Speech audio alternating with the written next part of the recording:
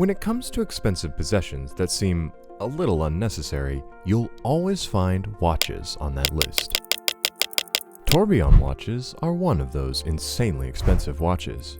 But before we get into the truth behind the value of these watches, we have to take things back to how they came to be. Around 1795, a Swiss watchmaker named Abraham Louis Breguet developed the first of the Tourbillon watches. The watches would eventually go on to dominate the watch industry for decades to come. Despite having no access to any modern technology, Breguet, known as the best horologist at that time, would unsurprisingly develop an idea that would create a world of difference. While studying watches of that era, Breguet realized that gravity played a significant role in how watches worked. And since most men kept their pocket watches upright in their waistcoats, the gravitational pull would eventually wear down the watches and ultimately alter the way they worked. Breguet, being the problem solver he was, identified the problem and decided he would fix it, and thus the tourbillon was born. The tourbillon wasn't initially made to be a watch. Instead, it was merely a regulator, but that same regulator changed how watches were made forever. The regulator was a minor adjustment Breguet made that would ensure there weren't any extra gaps in the watch chamber, which could cause the watch to lose accuracy based on its positioning. With it, he was also able to create a system where watches wouldn't need to be relubricated. That's because the oils in the watches would thicken over time, impeding the watch's movement. By closing the gaps, the watch can now continue to move without fear of the oil getting in the way of its function. This meant that watches that once barely lasted people a year or two could now last them a lifetime. On June 26, 1801, Breguet was finally able to get a 10-year patent for this regulator, and by October of 1806, he made a full working model of the watch and released it in Paris. People were amazed by how this man could remove all inconsistencies surrounding the time-measuring devices and create the perfect watch. The watch was such a massive success that the leading scientists at the time would all carry one with them. Today, centuries later, these perfect watches are still the prized possessions they once were. True tourbillons started around $50,000 and can easily get into the multi-millions in aftermarket value, such as the George Daniel spring case tourbillon, which sold at auction for a little over $4 million. What makes tourbillon watches so expensive? It's simply because of the way they're made. Tourbillons are one of the most complex watches to put together in the entire world. Everything from the tiniest of screws to the actual putting together of it all is so complicated that not any watchmaker can get it done. They need to be seasoned experts to even attempt to mess around with one of these. For starters, each of the parts is made from scratch and not by machine. The parts require an expert who knows exactly what they're doing, and they're responsible for making at least a couple thousand parts entirely by hand. Often, these parts are made by one person alone. That's several hundred hours of handiwork, all to create that one perfect watch. Because of how complicated the entire setup is, only the best of the best end up making them. As a result, the fortunate individuals who can afford them have to make sure they wear them with care, as the repairs on a tourbillon can cost as much as a car.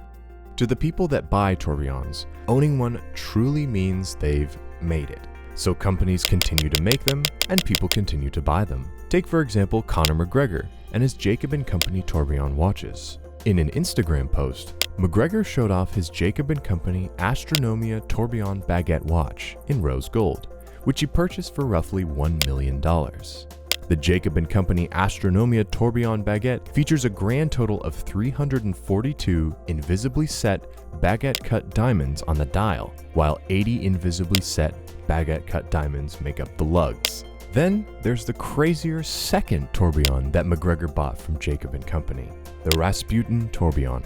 This watch was twice the price at $2 million. The watch's 18-karat white gold case is completely set with baguette diamonds. But the craziest part of the watch is a movement called an automaton hidden in the watch, revealing, let's just call it an intimate moment between a couple.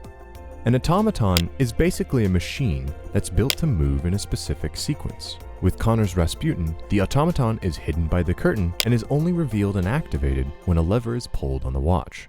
These expensive tourbillon watches have always been a high society status symbol. However, companies have started making cheap tourbillons, and the market shifted. In 2007, the cheap tourbillons were announced. These watches still cost a hefty $20,000 a pop back then, but they weren't nearly the amount the originals were. However, that came with its own set of challenges. The cheaper models don't have the all handmade aspect. They're a bit of a mix. Some parts were totally handmade, and others were manufactured in factories. But overall, the idea was the same, the design was the same, and well, at the end of the day, they both told time, just like a cell phone. Those that valued the original, fully handmade versions of the watches still needed to pay a hefty price. But then again, even the quote-unquote cheap versions aren't exactly all that cheap. No matter which industry you examine, you'll always find something in it that's considered a classic so unique that it would be worth millions, even if there's a modern version of it that's much cheaper. These include classic cars, paintings, action figures, and so on, and tourbillons are no different. That's where the question, is it really worth the price, comes into play. While the tourbillon is a watch with several hundred hours of handiwork that have gone into each of them, at the end of the day, it's just a watch whose only function is to tell time.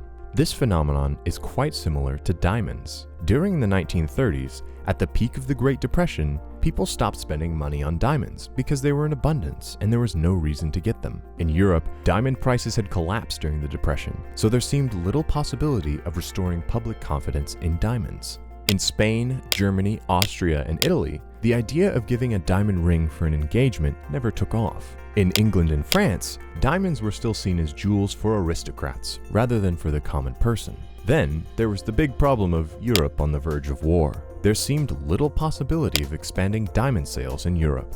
This left the United States as the only real market for diamonds in diamond mining company De Beers' eyes. Contrary to popular belief, De Beers did not popularize the giving of diamonds as engagement rings in the US. However, what they did popularize was convincing men to spend 2 months of their salary on a diamond ring. Case in point, in 1938, before De Beers' infamous "A Diamond is Forever" campaign, roughly 3/4 of all the diamond cartel's diamonds were sold for engagement rings in the United States. But the men buying the stones were buying cheap stones that were small in size and poorer in quality. And that's when De Beers came out with its massively successful advertising campaign. They convinced an entire nation of young men that they needed to spend massive amounts of money in order to show that they loved their wives-to-be. And that idea spread throughout the world in the following years. If you think about it, tourbillon watches are the same. There's no need for a tourbillon watch. We have cell phones that can tell us the time. But it's an expensive status item that says something about that person without having to say a word. While Breguet did fill a gap in the industry, things are far different nowadays. Analog watches are obsolete in terms of technology.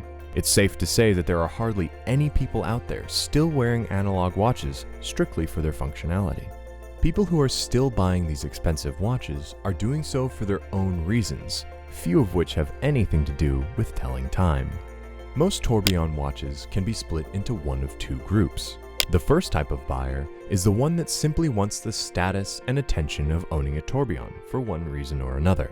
They're the type of people who want others to know that they were able to get the most exclusive things. The other type of buyer is the one that genuinely cares about the watch and everything it stands for. They know all the little details about the watch, and they really appreciate all the little intricacies around it. The tourbillon just happens to be exclusive and really expensive.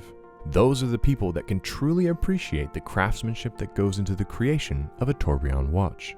While the watch was initially created to be a fix for the people who were experiencing problems with their watches, it spiraled into a status symbol, a product deemed only appropriate by the elites because of its complicated design and backed only by its out-of-this-world price tag.